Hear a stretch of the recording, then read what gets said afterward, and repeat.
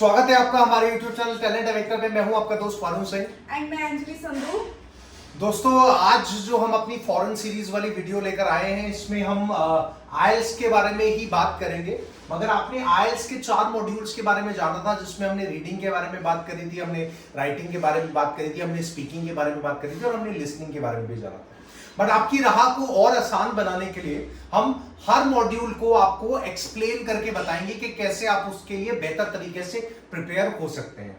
और आज हमारे बीच हमारी फॉरेन सीरीज की एक्सपर्ट जो है मौजूद हैं, आप उनको जानते हैं बहुत अच्छे से। मैं उनका स्वागत करना चाहूंगा। स्वागत है अंजलि जी आपका टैलेंट अवेकर के मंच पे। Thank you so much Varun ji. आज हमारे व्यूअर्स के लिए ये एक और कमाल की बात है, उनके लिए और आसान होने वाली है आइल्स की राह। तो आज हम आप आइल्स में जो मॉड्यूल है हमारा स्पीकिंग का, उसके बारे में हम बात करेंगे। सो अंजलि जी, हमारे व्यूअर्स भी जानना चाहेंगे और मैं भी जानना चाहूंगा कि जब स्पीकिंग वाले मॉड्यूल की बात करते हैं हम आइल्स से रिलेटेड, तो उसमें कैसे कैसे हम लोग आगे बढ़ सकते हैं और कैसी चीजें हमारे लिए आसान हो सकती हैं, तो उसके बारे में प्लीज हम सबको गाइड करें। जी जी बिल्कुल वरुण जी। सो आज हम जिस मॉड्यूल की बात करने वाले हैं दैट इज द स्पीकिंग, है ना। तो जैसे मैंने आपको पहले भी वीडियोस में बताया कि हमारे 4 मॉड्यूल होते हैं, लेकिन जो स्पीकिंग का पोर्शन होता है वो ऐसा होता है कि वहाँ पे बच्चे घबराते हैं क्योंकि हमें एग्जामिनर को फेस करना पड़ता है। आपको पता है, अब स्कूल से निकलते हैं, हम कॉलेज से निकलते हैं, अब हमारा वाइवा भी होता था तो हम क्या होता था 2-3 मिनट के लिए घबरा जाते थे कि पता नहीं टीचर कौन सा क्वेश्चन पूछ लेगा और हमें क्या वहाँ पे मार्क्स मिलेंगे, मैं बोल पाऊंगा या बोल पाऊंगी नहीं, है ना। तो ये चीजें माइंड में बहुत आती थी। तो यही चीज हम लेके ना एक एग्जाम के बारे में भी सोचते हैं। तो उस चीज को मैं क्लियर करना चाहती हूँ कि आपने बहुत कॉन्फिडेंस के साथ जाना है। ये एग्जाम कुछ भी नहीं है। जो आपका ये पोर्शन है आप इसको इजीली क्वालिफाई कर सकते हो। तो उसको क्वालिफाई करने के तरीके कौन से हैं वो मैं आपको पहले बताना चाहती हूँ कि आपका कॉन्फिडेंस बहुत मैटर करता है। अगर आप कॉन्फिडेंस लेके जाते हो वहाँ पे, तो आप आधा टेस्ट अपने आप ही क्वालिफाई कर लोगे। आपको कॉन्फिडेंस आएगा अंदर से कि यार मैं कर सकती हूँ, तो मैं कर सकता हूँ। ठीक है वरुण जी। तो इसकी आगे बात करूँ तो इसके 3 पार्ट्स होते हैं। तो ये टेस्ट कैसे ऑर्गेनाइज होता है मैं आपको क्लियरली बताती हूँ। फर्स्ट पार्ट, जब आप वहाँ पे एंटर करते हो, एग्जामिनर आपका एक नंबर होता है, आईडी नंबर, वो बोलता है, आपसे पूछता है आपका यही नाम है, यही आपका आईडी नंबर है, आपको बिठाता है। तो वो आपको 1 से 2 मिनट ना देता है कि आप रिलैक्स हो जाओ। तो आपने घबराना नहीं है। आप अपनी डाइट, आपका खाना पीना पूरा करके जाओ ताकि आपको भूख ना लगे वहाँ पे। सो आपका जो प्रॉपर अटेंशन है वो आपकी स्पीकिंग की इंटरव्यू पे जाना चाहिए। तो जैसे फर्स्ट पार्ट क्या होता है, हमारे जनरल क्वेश्चंस होते हैं।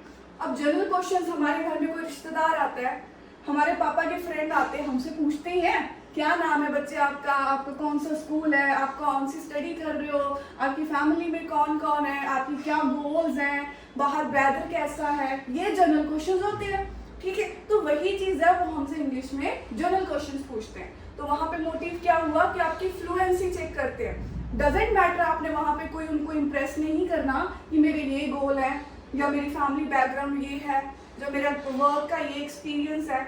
आपने जस्ट आपको अपनी फ्लुएंसी वहाँ पे रिप्रेजेंट करनी है कि आप वहाँ पे ये शो करो कि मैं एलिजिबल हूँ, कि मैं आपकी बात समझ सकता हूँ और मैं उस चीज को एक्सप्रेस भी कर सकता हूँ। तो वो जनरल क्वेश्चंस में हमने क्लियर करना है।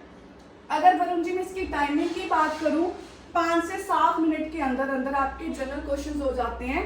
और ज्यादा से ज्यादा जब आप इसके आंसर्स है, हमने कभी भी वो डिस्क्राइब नहीं करने, आपको 2 to 3 लाइंस में आपने आंसर इसको देना है। और उसमें क्या होता है कि अगर आपने एक पर्टिकुलर आंसर नहीं दिया, कई बार हो जाता है कि अगर आपको पूछा जाए एक simple question, are you from village और अ सिटी, और आप बोलोगे I am from village, that is a पूरा आंसर हो गया। लेकिन अगर आपने अकेला बोला विलेज, तो वहां पे एक 1 वर्ड आंसर हो गया, that is not a good answer. तो ये चीज का हमें ध्यान रखना है कि हमारा जो सेंटेंस है वो कंप्लीट हो जाए। और सेकेंडली, हम जितने सिनोनिम्स यूज करें वो हमारे लिए बेटर है। तो वो चीज भी हमारे लिए बहुत ज्यादा हेल्पफुल हो जाएगी जनरल क्वेश्चंस में। और सेकेंड पार्ट जब आ जाता है तो आपका एग्जामिनर ही आपको वहाँ पे पूछता है कि हाँ अभी हम सेकेंड पार्ट स्टार्ट करने वाले हैं।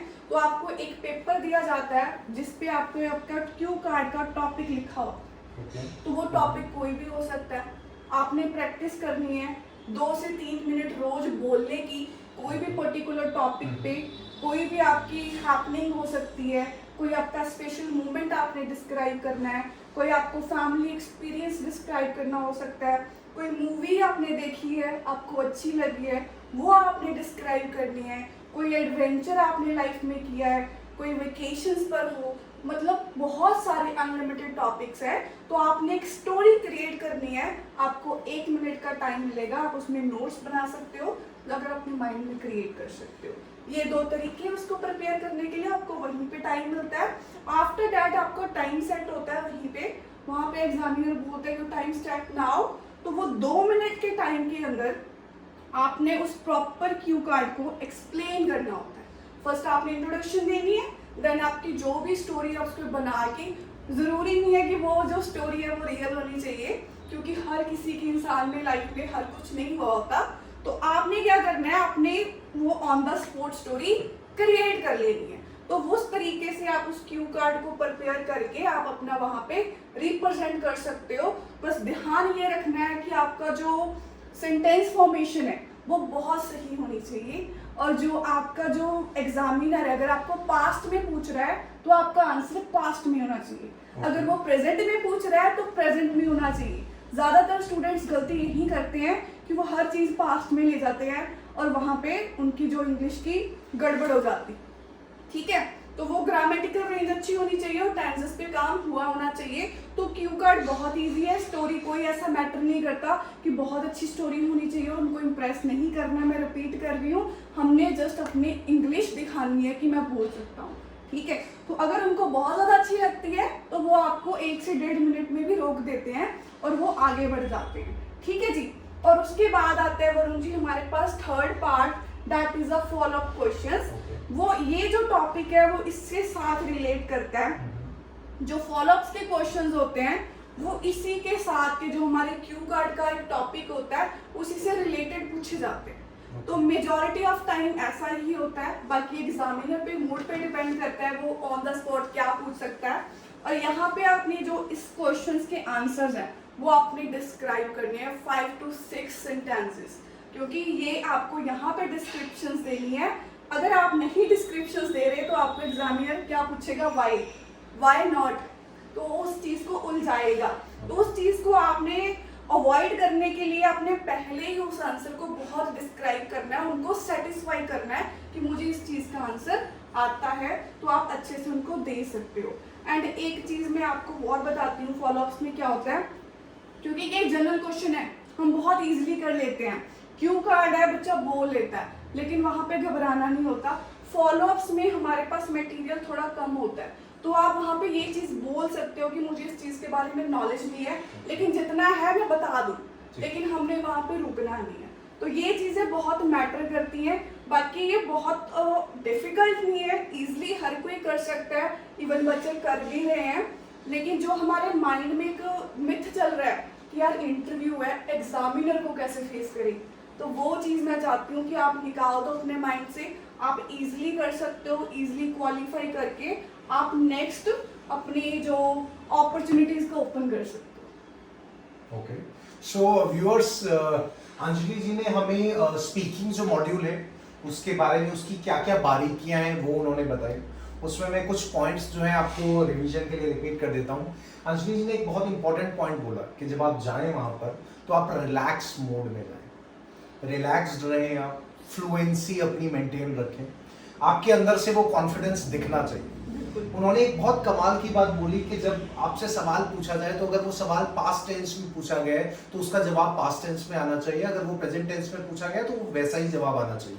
गड़बड़ क्या होती है, आपसे सवाल पास्ट टेंस का पूछा जाता है, आप प्रेजेंट टेंस में जवाब दे देते हैं। इसके पीछे बहुत बड़ा कारण है जो अभी अंजलि जी ने एक बात बोली, आप रिलैक्स्ड नहीं होते, आप वहां पे डिस्टर्ब्ड होते हैं और आपकी तैयारी होती है मगर आप हड़बड़ाहट में कुछ और जवाब दे देता है। तो एक रिलैक्स्ड माइंडसेट के साथ वहां पहुंची, जैसे अंजलि जी ने बताया। जब आपका वो इंटरव्यू आने वाला हो तो उससे पहले अपने आप माइंड को रिलैक्स करने के लिए आप क्या कर सकते हैं, कोई सूदिंग म्यूजिक सुन सकते हैं जिससे कि आप बैलेंस और स्टेबल रहें, वो चीज आपने करनी, ठीक है। और बाकी उन्होंने एक बहुत खूबसूरत चीज बोली थी कि कोई भी बड़े आराम से इस चीज को कर सकता है, ज्यादा मुश्किल और लेने की जरूरत नहीं है, रिलैक्स्ड रहिए, अपनी तैयारी अच्छी रखिए। वो तैयारी एक बहुत इंपॉर्टेंट चीज होती है जो कहीं ना कहीं हमारे अंदर कॉन्फिडेंस को बिल्डअप करती है और हमारी राह को आसान बना देती है। और एक चीज उन्होंने और बोली कि नेचुरल रहिए, कुछ और बनने की कोशिश ना करें जो आप नहीं है। और उन्होंने कहा कि आप ये भी बोल सकते हैं ऑनेस्ट रहिए उस पर्सन के सामने जो आपको इंटरव्यू कर रहे हैं कि मैं इस चीज के बारे में इतना जानता हूं और ऐसे ही अपने आप को एक्सप्रेस कर सकता हूं। एक बहुत छोटी सी बात उन्होंने ये शेयर करी अंजलि जी ने कि आप कदम जरूर बढ़ाइए, 2-3 मिनट आप रोज कोशिश करिए बात करने की। वो क्या है, कहीं ना कहीं आपके अंदर एक आदत को लेकर आएगा। छोटा बच्चा जब घुटने के बल चलना शुरू करता है उसके बाद कुछ टाइम बाद वो अपने पैरों पर भी खड़े होकर चलना शुरू कर देता है, बट अगर वो घुटने के बल पर भी नहीं चलेगा तो वो कभी भी उसके अंदर कॉन्फिडेंस डेवलप नहीं होगा कि वो अपने कदमों पे चल सके। तो एक शुरुआत आपको करनी पड़ेगी और वो शुरुआत ये है कि आप छोटी छोटी कोशिशें रोज करिए जो आपके कॉन्फिडेंस को बढ़ा देंगी। अंजलि जी, कोई स्पेशल टिप जो आप हमारे व्यूअर्स को देना चाहेंगे जो उनको और ज्यादा बेनिफिट कर पाए, ऐसा कुछ? जी आप बिल्कुल, ऐड करना स्पेशल टिप नहीं मैं इसको कह सकती, मैं जस्ट एक इंफॉर्मेशन प्रोवाइड करना चाहती हूँ। स्टूडेंट्स के माइंड में ये क्वेश्चन होता है कि क्या हमें कोई फॉर्मल्स में जाना है, जहाँ हमें कोई ड्रेस में जाना है, कोई यूनिफॉर्म में जाना है, इसी चीज़ की टेंशन होती हैं। लेकिन अगर मैं बोलूँ कि इस एग्ज़ाम की जो गाइडलाइंस है उसमें ऐसा कुछ भी मेंशन नहीं होता। आप अपने नॉर्मल क्लोथ में जा सकते हो, जो भी आप पहनना चाहते हो आप वो पहन के जा सकते हो। आप इसको एज अ इंटरव्यू नहीं लो, आप इसको एग्ज़ाम का पार्ट समझो। और उस एग्ज़ाम को क्वालिफाई करने के लिए आपको मैं ये भी क्लियर कर दूं कि आपका मैटर नहीं करता आपका स्टेट बोर्ड है, आप हिंदी मीडियम से पढ़े हो, आप किसी भी मीडियम से पढ़े हो, आपकी इंग्लिश वीक है, जो ये टेस्ट है वो बहुत नॉर्मल लेवल का है। जब आप एक प्रैक्टिस करोगे 1 मंथ, 2 मंथ, 3 मंथ, तो आपकी अपने आप जो लेवल है वो इंक्रीज हो जाएगा और आप इसको क्वालिफाई कर पाओगे। तो 9 आउट ऑफ 6 बैंड तो ले ही सकते हो मिनिमम टू मिनिमम, और आप जहां जाना चाहते हो फॉरेन में आप अपने जाके अपॉर्चुनिटीज ग्रैब कर सकते हो। ओके, मैं अप्रिशिएट करना चाहूँगा अंजलि जी आपको। आप जब भी कोई वीडियो में आती हैं आप चीज़ों को और आसान कर देती हैं, क्लैरिफाई कर देती हैं। आज का वीडियो एंड करने से पहले हमारा जो हमेशा हम स्टोरी के साथ एंड करते हैं, आज का एक इम्पॉर्टेंट पॉइंट जो है वो स्टोरी का मैं ये शेयर करना चाहूँगा। अंजलि जी, एक छोटा सा एग्जांपल मैं आपसे ही पूछूंगा, हमारे व्यूअर्स को भी आइडिया मिल जाएगा।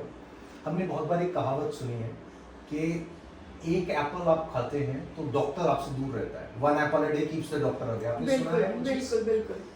क्या एक बर्गर खाने से भी डॉक्टर दूर रहता है? ऐसा हो नहीं सकता, बिल्कुल नहीं हो सकता। मतलब एप्पल खाने से डॉक्टर दूर हो जाता है क्योंकि एप्पल जब हम खाते हैं तो उसके बेनिफिट्स होते हैं।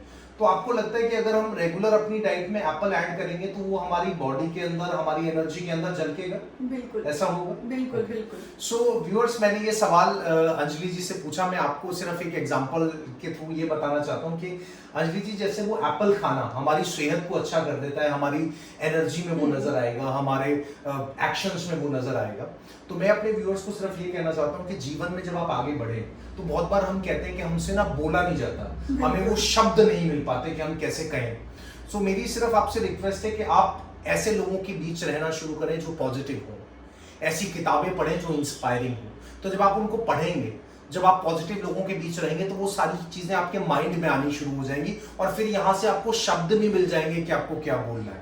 तो जैसे एप्पल खाना जरूरी है जो मेरी फिजिकलिटी में नजर आएगा, वैसे ही अच्छी किताबें और अच्छे लोगों के बीच रहना जरूरी है, पॉजिटिव एनर्जी के बीच में रहना, जो आपके माइंड में आए और उसके बाद वो आपके शब्दों में ऑटोमेटिकली आएगा और आपके अंदर कॉन्फिडेंस भी नजर आएगा। तो फिर आप कभी नहीं कहेंगे कि मेरे पास शब्द कम पड़ गए।